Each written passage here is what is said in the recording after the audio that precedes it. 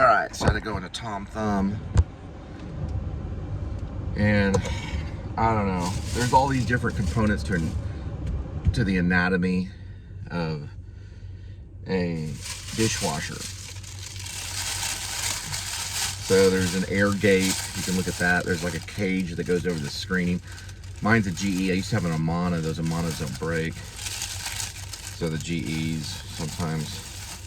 Here we go. So I like wash my hands over and over again. Because on the other side of the guard, which is like a grill guard that goes over to catch things, is like caked, almost like cake. And that's just dishwashing stuff getting backed up. But what it's not doing is, well, it's just not draining properly, so you have to go through these different procedures to try different things. I guess if I had a house, you don't want it escaping the mouse. I got this one in a little Danish thing, but they're day-old donuts. You can buy like the whole box for $1.99. I just got a couple of them, ring them up as like a donut. And then get a whole box you just throw away. I guess I could buy it and give it to someone, but you save money, I guess, just doing them independent. This is like a Coke Zero that is attempting to get in my mouth. There we go. So I have a thing with me. It's like when I don't go to sleep, my serotonin just levels right out. So it's not like too much kill or too less. But if I do go to sleep, my serotonin, you know, it changes a little bit because I was a guinea pig in the 90s. That's kind of what Cormac McCarthy was probably writing about a little bit in his last few books. He's trying to catch up with that generation, probably Generation X, where there's like a, well, he talked about the character that has the paddle fins for hands, the flippers for hands, the thermals for whatever he called it, and he like haunts the lady. This is the sequel to his, is it a sequel? No, I don't think it's a sequel. Yeah, it is. There's a sequel to it, but it's called The Passenger. They haven't turned it into a movie yet. No Country for Old Men won Best Picture. That was with the Coen brothers, Joe and Ethan Coen. It is their best film, and they did not write it. It was written as a screenplay first by Cormac McCarthy. Then it was turned into a book based on the screenplay. So he did a good job, and maybe probably writing the book is really good. I have a copy of the book digitally on Apple. But this is actually orange juice. Anyway, so kind of shifted things last night when I was dealing with the dishwasher. I put on some Ozzy Osbourne because Crazy Train is in my first screenplay of the last few, not my first one ever written. The first one ever written was a Darius painting in 1993. But the first one I've been working on, I guess you could say, the first one I was talking about heavily, not the projectionist, but, and not the filmmakers, but Grace, aka Werevlog, was the one I heavily talked about and showed you a lot of it. I even did a full scan of it. That one's been rewritten and stuff. I can't get it into it until I get the software, the Final Draft software for the Mac. But I do have it on the Dell, and there was a couple of changes that I wanted to make. I made that post on my Facebook. It had to change to do this, okay? So there's a moment where the Grim Vlogger, his arm gets cut off by the werewolf in the middle of the night when he's at Marfa. It falls on the ground. It's still recording him as he's flipping out, trying to find the weapon to kill the werewolf after it's already taken down Vlogpyra. Well, I noticed that whenever he got into the car, he turns the radio on and Crazy Train starts playing while he's driving to try to go pick up Vlogpyra when the werewolf is trying to kill both of them. The problem in the situation is that before he gets to the hearse, he starts to run. Before he does that, he does something brilliant.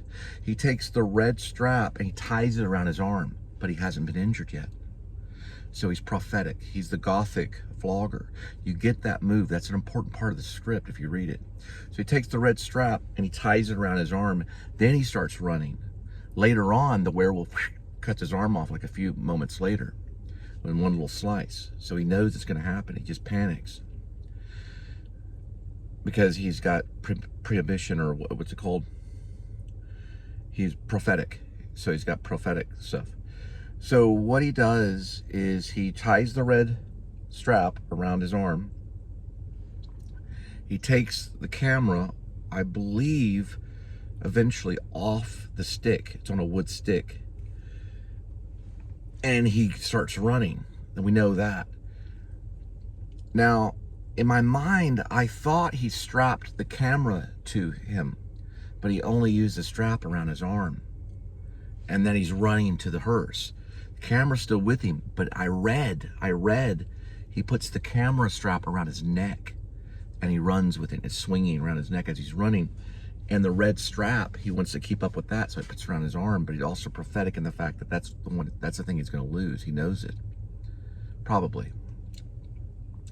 Running. He gets to the hearse, he dives in, turns the radio on.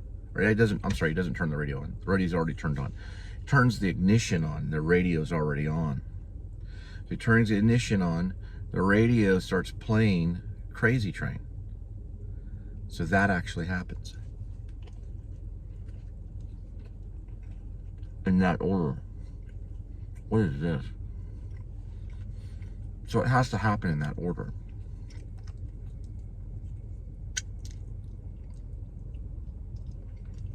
Okay, so we're actually talking about Grace, aka Werevlog.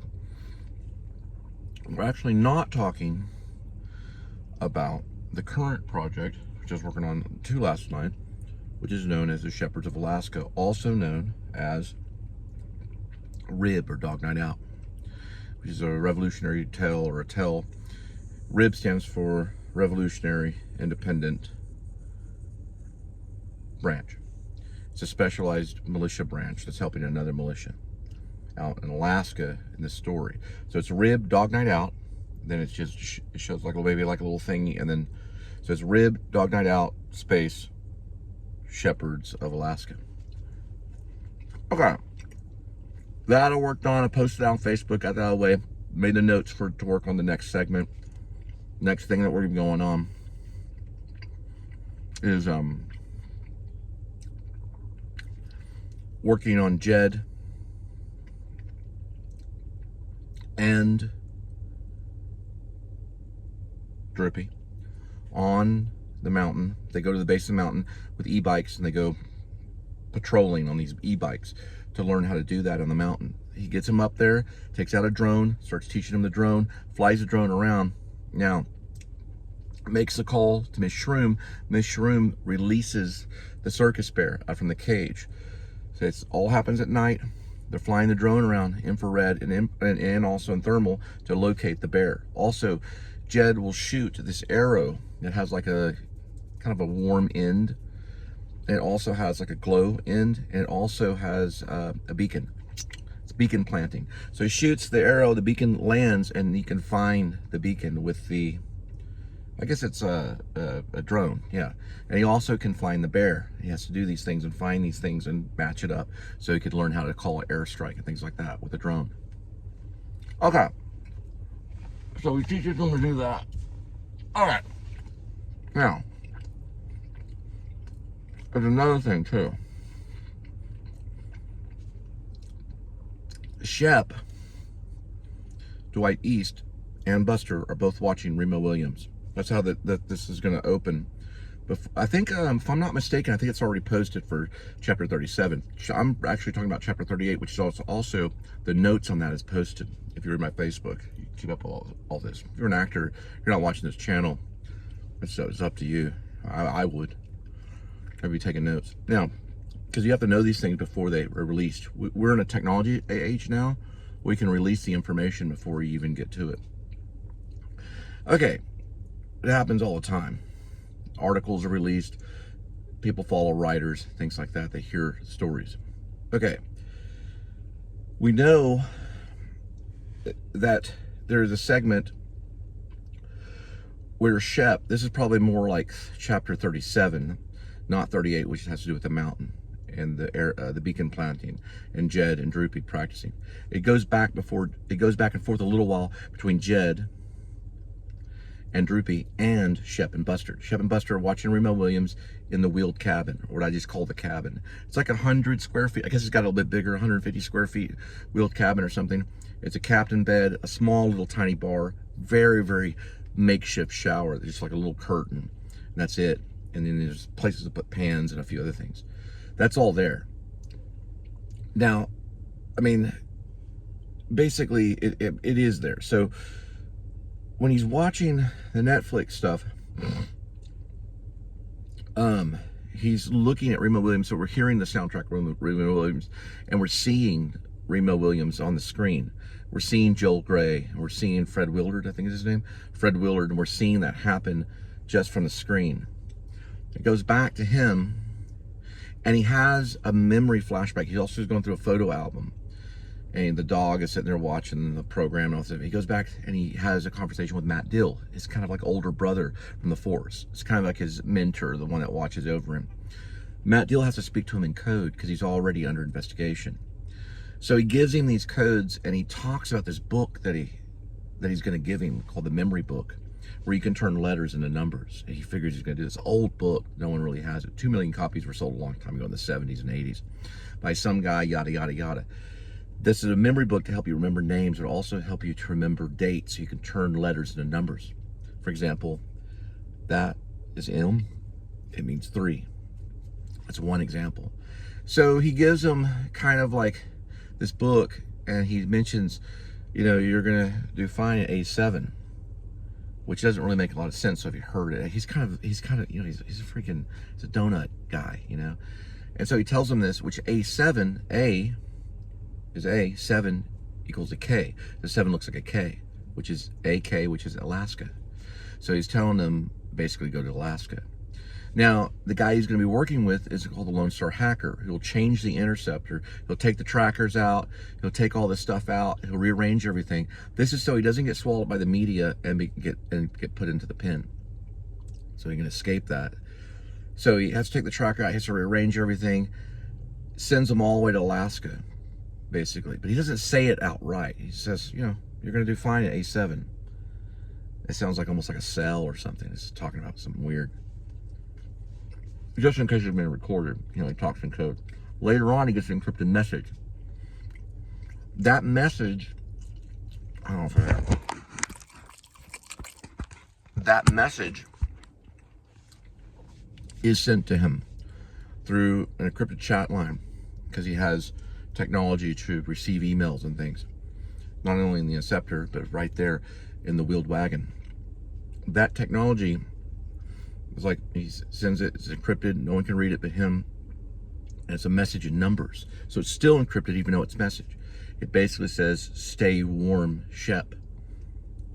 It says like something like that, stay warm, Shep, your brother, Matt Dill sends it to him through the Lone Star Hacker. I can send him messages. Now later on, as the momentum goes and the training's done, something happens with Shep. He goes to a bar, meets this lady named Lady Shelby. Shelby, Doc Shelby, has a wife named Lady Shelby. You don't even know her first name because everything's in code. Lady Shelby hooks up with Matt. She eventually comes to understand that he is a cop, an ex-cop. She also understands that he's not Archie Rector, which is a fake name. It's Code Zero. Now, Archie Rector is like his cover name that he got from Matt Dill, and probably Lone Star Hacker. They made it legit, so if it was ever run or anything like that, it would come up as Archie Rector. It's got a social, it's got everything. He's got fake passports, he's got a fake ID, he's got fake credit cards. He's basically militia. Now, here's the thing. Eventually what ends up happening is Doc Shelby, the dwarf, finds out that his wife is with Shep. So he gets upset. He goes to Alaskan troopers. First, he puts a tracker on the interceptor. He says, I found Shep. This is information. Here's the articles. Here's what he looks like. I know exactly where he's at. If you want to get him, he's an outlaw. You got to do your job and go do it. So you're getting busted. So that way you can get Lady Shelby back. Be a big man. Use the cops. Get him busted. So hopefully Mark Wahlberg will want to take the role of Alaska State Trooper number 1, which his name is Al Greenwood. I would like to play Jonah Samuel Camden and do most of the directing if they'd let me. But that's a small role. He's a sidekick to the sergeant, which is Al. Al shepherds him, and Al Greenwood basically leads him to go do the interview with Archie Rector. You know, really his real name is Shep Dwight East. So they get there. He gets the information. He gives it to Jonah Samuel Camden III. He goes and runs it. The Alaskan Trooper, that's his name. Runs it, comes up clean as Archie Rector. He tells him that, blah, blah. Now, what's his name? The dwarf does not know who Archie Rector is. He figures it's going to be Shep. So he, you know, like, they have to go by the current system, this online system, whatever they run. So he says, okay, that's what it ran. Okay, that's my buddy. He's ran it. He said it was fine. So just be sure to check everything with the council, the Native Alaskan Council, that you're supposed to be here and everything, and it's okay. We won't double check that, because they didn't even check with the council anyway. They didn't check with the reservation tribe members. They just showed up and did the interview. Because make sure the tribe member's okay with you being on this land, blah blah blah blah blah, and he goes off. So you see the pride a little bit in Alaskan Trooper number 1, which is Al Greenwood. You see the pride. I have to get these names just like I was teaching a class. These are real people to me, because I'm creating them. All right, they get back to the office and everything, blah, blah. Time goes by. He still continues his relationship with Lady Shelby. Finally, maybe there's a couple more lessons that go through with Jed and Droopy. Another couple like Keystone Cop kind of fucking thing. Even though they're not Keystone Cops though. They're all militia. Remember, there's a background to Jed. I believe it's Jed Wilson. Yeah, there's a background. He was a musician in Seattle. He was a dropout. He got addicted to smoking certain types of stuff. He was kind of a crazy guy. He listened to Megadeth, Metallica, things like that. He used to have a bi-level haircut. We used to belong to a band. All kinds of stuff, right? Okay. Now, the other guy, Droopy, was even crazier. He went off to Hollywood. He became an extra. Met this crazy actor guy that knew this B-film actress that was on a rise. The actor guy that he's got obsessed with her, and then he found this Asian chick. They started, like, not the Asian chick, but him and the actress started smoking stuff. Got Droopy involved in it. He got addicted to basically meth, and had to leave town. And so his friend Adair, who's an actor, he left town to Vegas to marry this Asian chick and get away from it all. So Droopy tried to. He kept doing stuff. He went all the way around to Seattle and stuff like that, and finally ended going through Washington and ended up in Alaska, behind a 7-Eleven in a green dumpster. Yeah, so he gets discovered by the dwarf, because the dwarf can monitor things and find people. The dwarf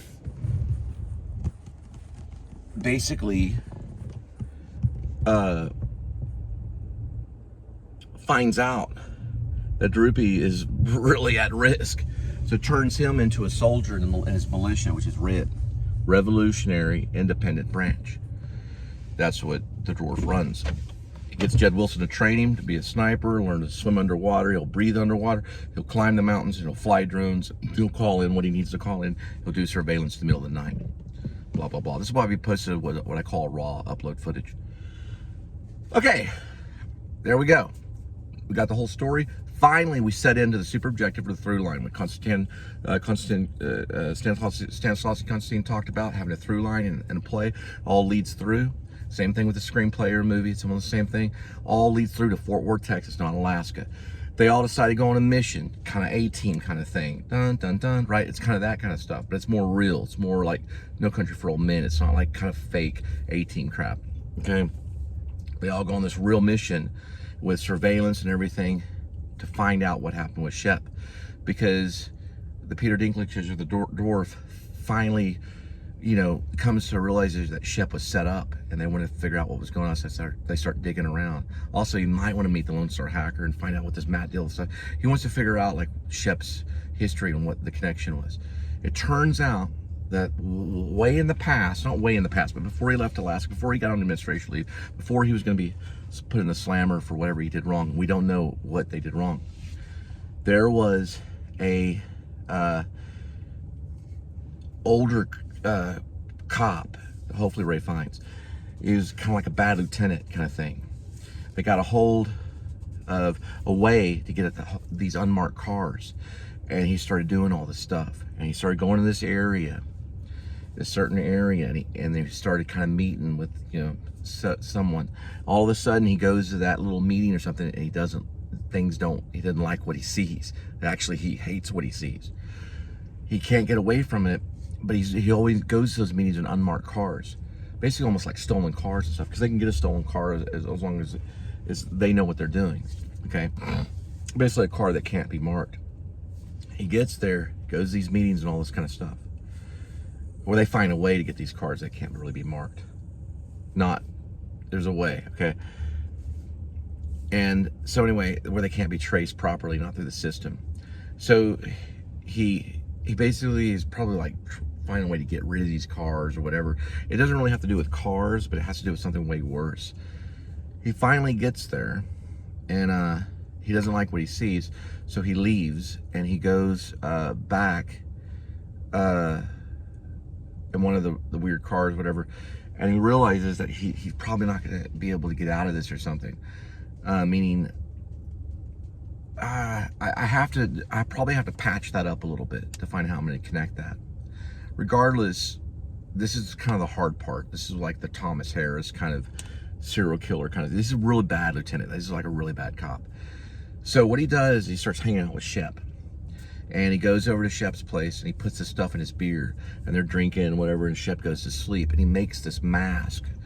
Basically, it's like a mask that goes on Shep's face, and it molds, and it gets kind of like, you know, hard, and he takes it off, and it's a negative. And then he cleans Shep's face. When he wakes up, he'll just feel kind of irritated. He takes that, he goes back to his place, and he makes an actual mask that he can wear. It's very kind of Drive. You've seen Refn. Drive is a movie by Refn. He's a European director. He did it with Ryan Gosling. But this is like a really good mask that he makes for a camera. It almost looks exactly like Shep Dwight East. He takes Shep's cruiser, which is like a big deal. And like in this story, the cruisers has face recognition. So when you get in the cruiser, it reads your face, and then it turns on and does the things that you need to do, just like our phones in this story, okay? So it's a little fantasy, or if that really happens, I don't know. The reason why I want to kind of do this is because we don't get really any knowledge about law enforcement today in movies since Training Day and Foucault's Brooklyn's Finest with Richard Gere and Ethan Hawke. We don't get a lot of stuff about law enforcement stuff at all. But this is kind of me just guessing that it's face recognition. It works with this, you know, somewhat Apple style face recognition, whatever you want to call it. It works to a certain degree because of how it reads the face, and it can turn on the car and everything and get it going. So it's a little bit of Departed. Departed we got some with Leonardo DiCaprio and Mark Wahlberg. We got some information about law enforcement and Departed. Regardless, going forward. So he does this last thing. The only reason he needs Shep's truck, his cruiser, his Interceptor, is he has to drive it to this location, keep it there, and then drive it back. Okay, so that will work on the side of the bad lieutenant whenever they try to file charges against Shep to lock him up. That's why Matt Dill and the Lone Star Hacker, especially Lone Star Hacker, has him take the Interceptor to Alaska. That's the reason why he takes it in the first place. He takes the Interceptor because that's the evidence they were going to use against him.